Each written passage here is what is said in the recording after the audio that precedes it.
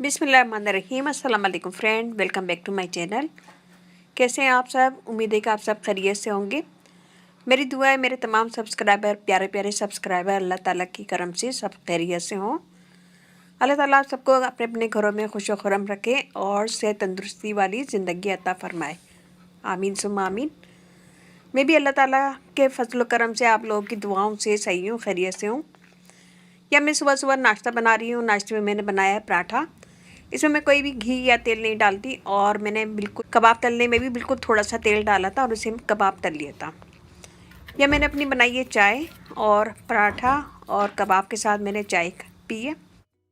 चाय पीने के बाद रूटीन की मसरूफियात हैं। फिर उसके बाद मैं कंप्यूटर पे बैठ गई। कंप्यूटर पे बैठने के बाद आप लोग के नोटिफिकेशन वगैरह देखी, मैसेज वैसेज देखे और आंसर दी। मैसेज चेक करने के बाद फिर मैं आ गई किचन में और यह मैं चूल्हा साफ़ कर रही हूँ, क्योंकि कल मैंने चूल्हा साफ़ नहीं किया था तो बहुत ज़्यादा गंदा हो गया था और दाल बनाई थी, दाल भी गिरी हुई थी। तो यह मैं चूल्हा साफ़ कर रही हूँ। अच्छी तरह चूल्हा साफ़ करेंगे। चूल्हा साफ़ करने के बाद मैंने किचन साफ़ किया, वैक्यूम करा और डस्टिंग वगैरह की, वही रूटीन के काम। और जल्दी जल्दी मैंने खाना भी बनाया क्योंकि मुझे कहीं जाना था। मुझे जाना था मिलाद में और सूरह यासीन पढ़वाई थी, तो वहाँ पे भी जाना था। जल्दी जल्दी मैंने अपने घर के काम किए और अभी मैं चूल्हा ही साफ़ कर रही हूँ क्योंकि काफ़ी गंदा था। साफ़ करने में मैंने इसमें डाला है बेकिंग सोडा और वाइट विनेगर डाल के मैंने छोड़ दिया था 5 से 10 मिनट। फिर उसके बाद मैंने इसे किसी भी स्पंज से साफ़ कर लें इसको।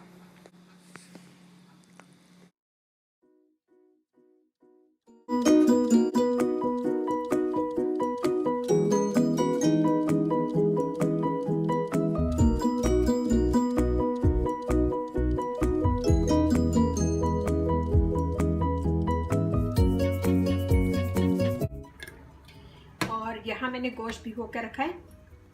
फ्रीज़र से निकाल के मैंने रात को फ्रीज़र से निकाल के मैंने फ्रिज में रख दिया था। जब वो नरम हो गया तो मैंने इसे पानी में डाला है। गोश्त धोने की फुल रेसिपी अगर आप चाहते हैं तो डिस्क्रिप्शन बॉक्स में चेक कर लीजिएगा, मैं उसमें लिंक दे दूँगी। तो यहाँ मैं गोश्त भी धो रही हूँ, इसे मैंने ढक के रख दिया। थोड़ी देर मैंने इसे भिगोया, मैं इसको आधे से 1 घंटे के बाद धो लूँगी। तो फुल रेसिपी के लिए डिस्क्रिप्शन बॉक्स चेक कीजिएगा।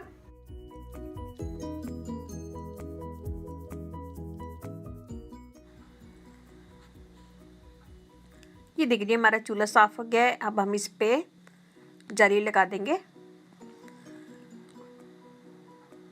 तो कल मैंने साफ़ नहीं किया था तो मुझे थोड़ा सा मसला हुआ साफ़ करने में, बहुत ज़्यादा गंदा लग रहा था मुझे। तो ये साफ़ हो गया है और बर्तन वगैरह भी धुल गए हैं। बस अब हम खाना बनाएंगे। खाने में भी रिक्वेस्ट होती जा रही थी, बनती जा रही थी कि अम्मी ये बनाए, अम्मी हम बीफ नहीं खाएंगे, अम्मी ये बनाए। जॉब से आते वक्त तो ये रोल वगैरह लिए आए थे, तो रोल खाया मैंने और लंच किया नहीं था मैंने, तो यही रोल खा लिया आधा। और रोल खाने के बाद मैं खाना बनाने आ गई। तो लंच वगैरह वैसे होता नहीं है अमेरिका में, लेकिन कभी कभार फिर भी चल जाता है, क्योंकि मैं नाश्ता भी थोड़ा सा करती हूँ तो लंच बहुत कम ही करती हूँ मैं। या फिर जूस पी लेती हूँ या फिर कोई फ्रूट खा लेती हूँ। मैं खाना पका रही हूँ जल्दी जल्दी, और जल्दी में दाल बन सकती है। और मैंने स्टू चढ़ा दिया था, बीफ स्टू। तो ये बीफ स्टू बन रहा है यहाँ पे। और यहाँ मैं दाल बना रही हूँ। तो दाल चावल स्टू हो जाएगा। तो दाल हो गई है, इसमें मुझे भगाड़ देना। और ये मैं भून के इसमें दही डालूंगी। ये देखिए यहाँ पे मैं स्टू बना रही हूँ और स्टू गोश्त गल गया, बस मैं इसे हटा के और अच्छा सा भून लूँगी। तो मैं इसे तेज़ करके आँच को भून लूँगी अच्छा सा।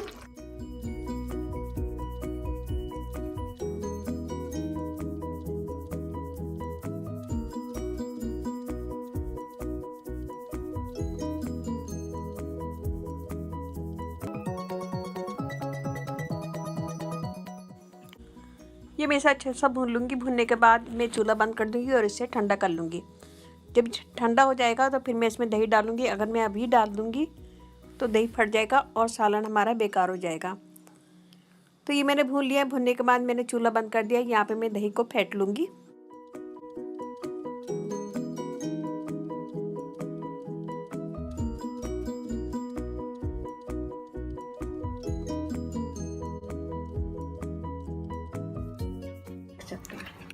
कि देखिए ये ठंडा हो गया।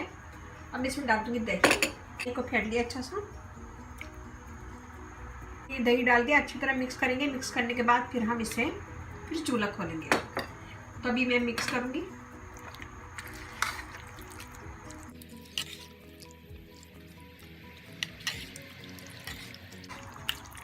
ये देखिए मिक्स कर लिया, मैं चूल्हा खोल लूँगी और चूल्हा खोल के अब मैं इसे अच्छा सा भून लूँगी।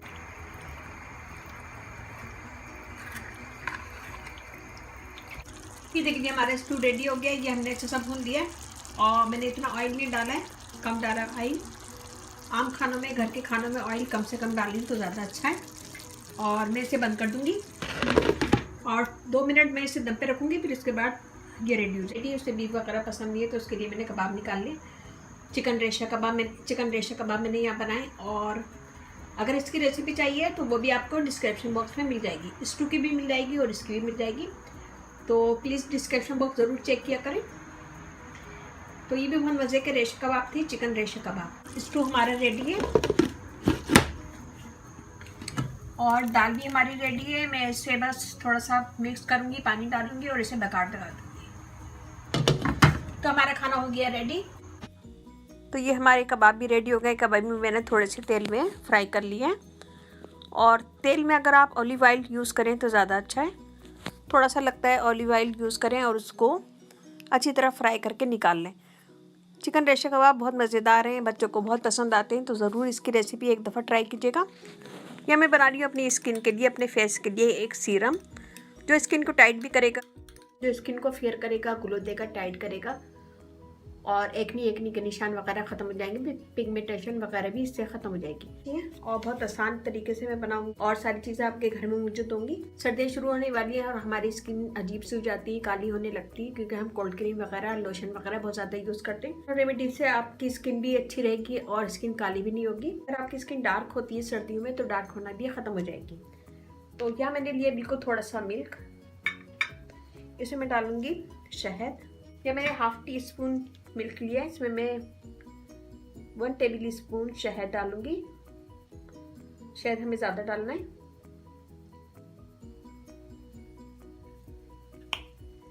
और इसे अच्छा सा मिक्स कर लेंगे।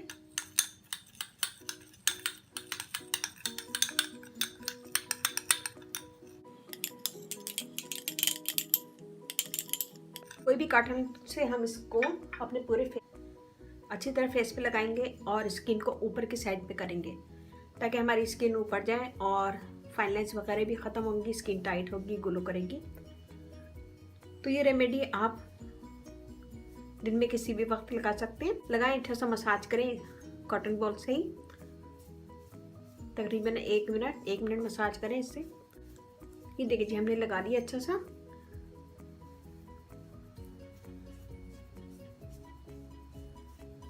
तब इसे छोड़ देंगे कि ये ड्राई हो जाए। जब ये ड्राई हो जाएगा तो इसी के ऊपर हम दोबारा लगा लेंगे, यानी 2 दफ़ा लगाना है।